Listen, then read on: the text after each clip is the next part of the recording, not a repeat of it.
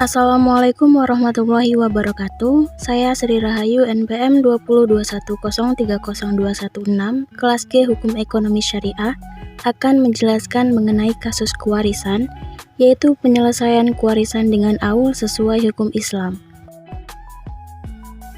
Yang pertama adalah pengertian aul.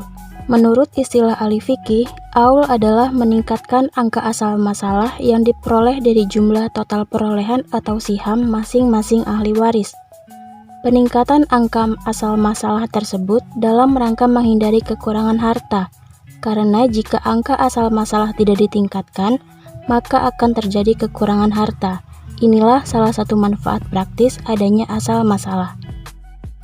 Aul biasanya terjadi ketika ahli waris banyak dan semuanya berasal dari rumpun ahli waris daw al-furud, sehingga menghabiskan semua harta dan bahkan bisa kekurangan harta, sehingga diperlukan meninggikan asal masalah agar semua ahli furud dapat memperoleh hak-haknya. Namun demikian, konsekuensinya adalah adanya pengurangan kadar bagian yang harus ditanggung oleh masing-masing ahli waris secara proporsional namun tidak sampai kehilangan haknya. Berikut adalah contoh kasus penyelesaian kewarisan dengan aul. Sepasang suami istri menikah pada tahun 2007, namun keduanya tidak dikaruniai seorang anak.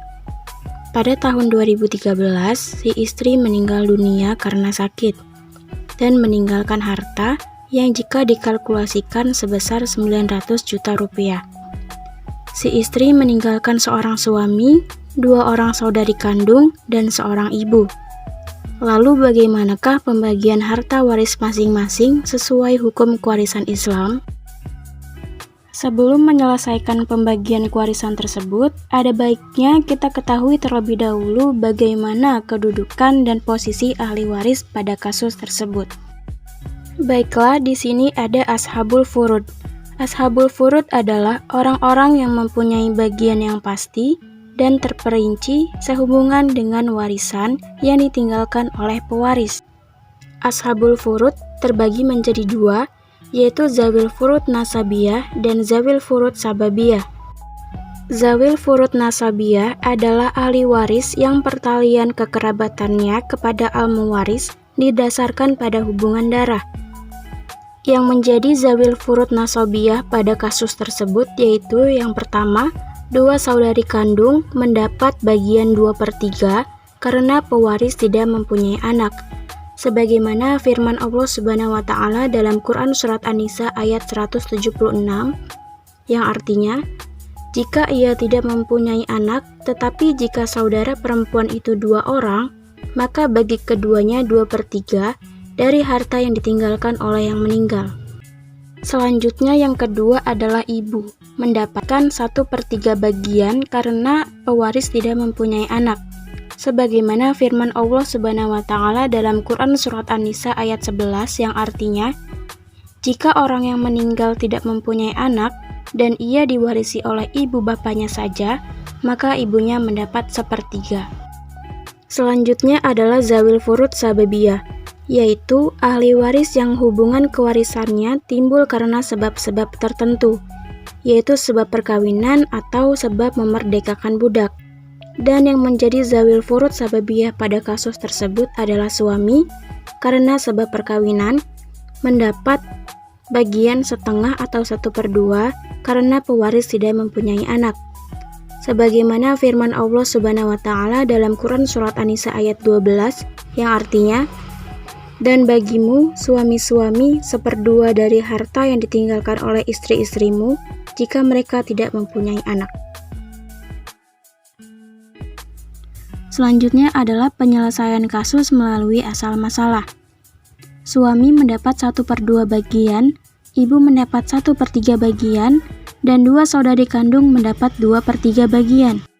Adapun asal masalah adalah 6, suami 1/3 kali 6 sama dengan 3, ibu 1/3 kali 6 sama dengan 2, dan 2 saudari kandung 2/3 kali 6 sama dengan 4, dan jumlahnya adalah 9. Adapun penerimaannya, suami 3/6 kali 900 juta rupiah mendapatkan 450 juta rupiah. Ibu 2/6 kali 900 juta rupiah mendapatkan 300 juta rupiah. 2 saudari kandung, 4/6 kali 900 juta rupiah mendapatkan 600 juta rupiah. Jadi, jumlah harta waris yang diperlukan untuk pembagian kepada ahli waris adalah 1.350 juta rupiah. Sedangkan harta warisan yang ditinggalkan oleh istri adalah 900 juta rupiah. Jika penyelesaian pembagian waris menggunakan asal masalah, maka harta akan mengalami kekurangan sebesar 450 juta rupiah. Untuk itu, maka diperlukan penyelesaian kewarisan menggunakan aul. Berikut adalah penyelesaian kasus melalui aul. Seperti pengertian aul sebelumnya, yaitu meningkatkan angka asal masalah yang diperoleh dari jumlah total perolehan atau siham masing-masing ahli waris. Jadi, pada penyelesaian aul, asal masalah yang dipakai yaitu 9, bukan 6. Jadi, penerimaan suami 3/9 kali 900 juta rupiah mendapatkan 300 juta rupiah. Ibu 2/9 kali 900 juta rupiah mendapatkan 200 juta rupiah. 2 saudari kandung mendapatkan 4/9 kali 900 juta rupiah mendapat 400 juta rupiah. Maka jumlah harta waris yang dibagikan kepada para ahli waris jumlahnya sama dan sesuai dengan peninggalan istri, yaitu 900 juta rupiah.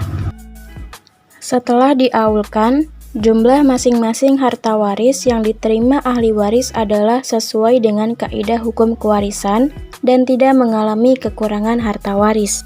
Walaupun kadar pembagiannya berkurang jika dibandingkan dengan penyelesaian kasus asal masalah. Baik, itulah yang dapat saya sampaikan. Mohon maaf apabila ada kesalahan. Terima kasih sudah menonton dan mendengarkan sampai selesai. Semangat dan sukses selalu untuk kita semua. Wassalamualaikum warahmatullahi wabarakatuh.